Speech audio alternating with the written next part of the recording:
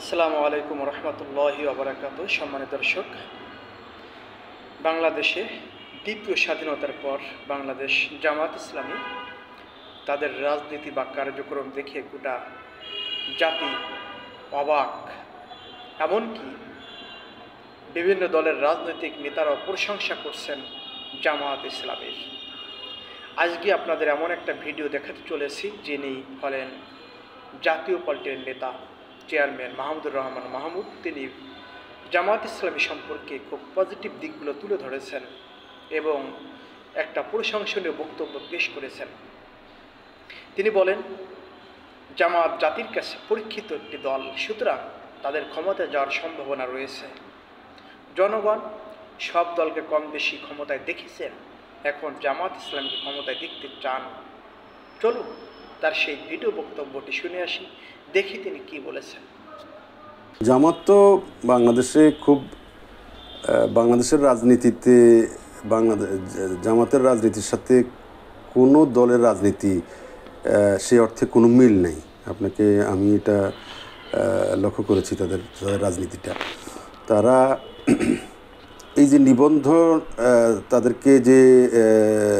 তাদের নিবন্ধনটা বাতিল করে দিল, তা সত্ত্বেও তাদের মধ্যে কোনো ভাবান্তর আমরা দেখিনি।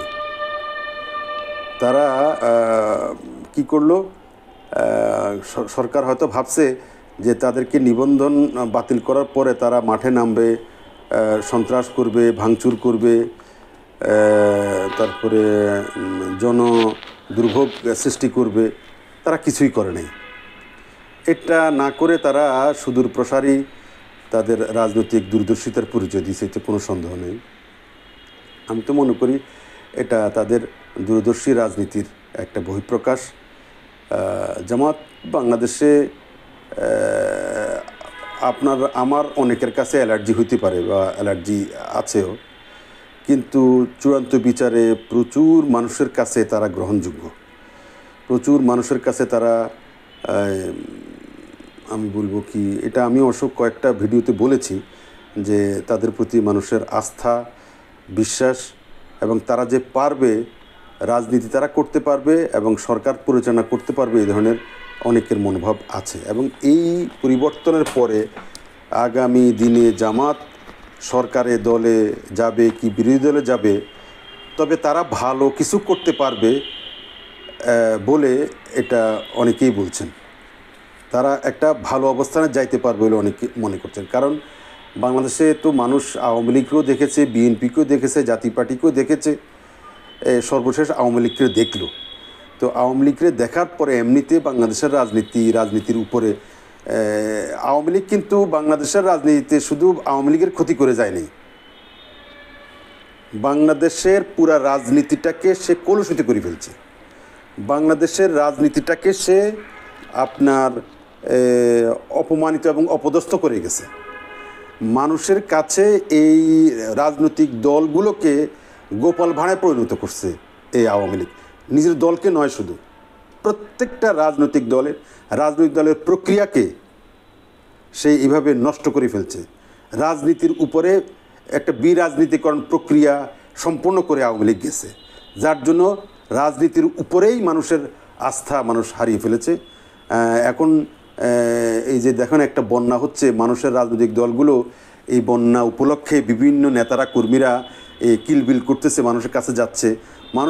মানুষ তাদের সাহায্য সহযোগিতা নিচ্ছে ঠিকই, কিন্তু পেছনে একটা মন্তব্য ছুড়ে দেয়, ও সামনেই তো ইলেকশন আসতেছে, তো এখন তো আওয়ামী লীগ নাই, আওয়ামী লীগ তো খাই চলে গেছে, এখন দেখেন এখন নতুন আরেক গ্রুপ আসবে কিনা, এই ধরনের এই জাতীয় মন্তব্য আমরা মানুষের করতে শুনি। ফেসবুকে অহরহ আসতেছে, কথা বুঝছেন? ফেসবুকে কী আসছে দেখেন না, এক নির্যাতককে থেকে জাতি মুক্তি পাইল আরেক নির্যাতককে দেখার জন্য নয়। এগুলো মানুষের মনের কথা, মানুষের হৃদয়ের কথা, মানুষের যাতনার কথা, মানুষের কষ্টের কথা। মানুষ এগুলো চায় না। মানুষ অন্য কিছু চায়। আমি জানি না কি মানুষ অন্য কিছু চায়।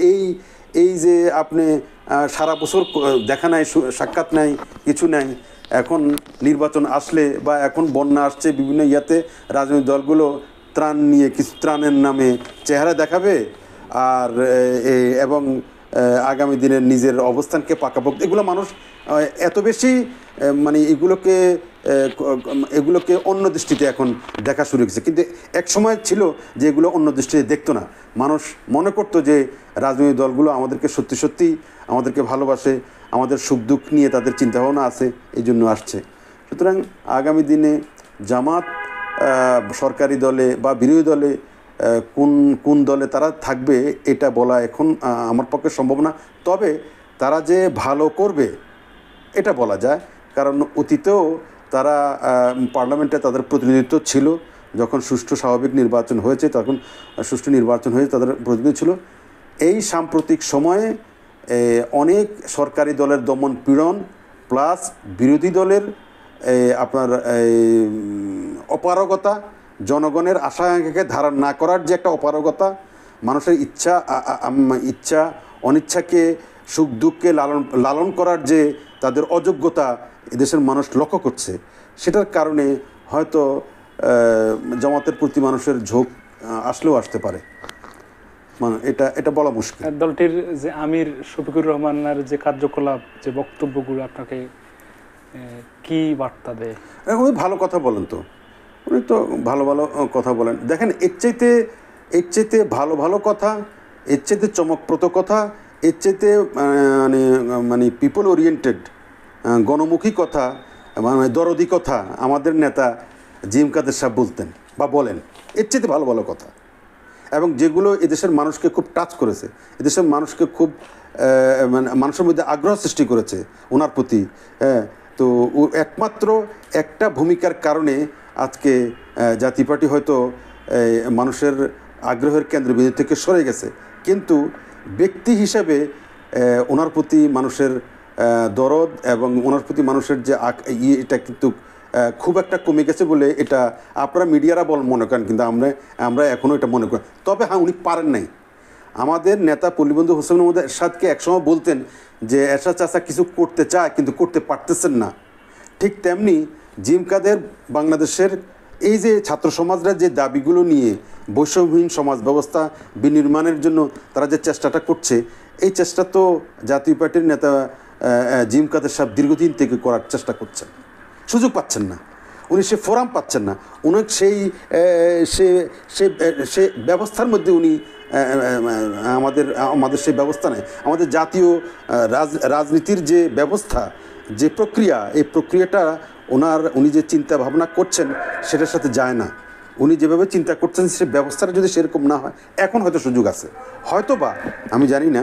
এখন যে রাজনৈতিক প্রক্রিয়া সামনে আসবে বলে মনে হচ্ছে, যদি রাজনৈতিক কালচার পরিবর্তন হয়, তাহলে জিএম কাদেরের মতো লোকরা আগামী দিনে বা জামাতের যে শফিক সাহেবের ডাক্তার শফিক সাহেবের কথা বলছেন, এরা রাজনীতিতে পুনর্বাসিত হবে, এরা রাজনীতিতে ভূমিকা রাখবে, এটা মানুষ তো চায়। কারণ এরা পরীক্ষিত, এরা তো মানুষ এদেরকে তো মানে সৎ, বিনয়ী এবং মানে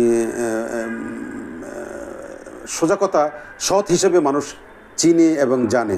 সুতরাং আগামী দিনে এরাই রাজনীতিতে ভালো করবে এরকম একটা তো সম্ভাবনা অবশ্যই আছে।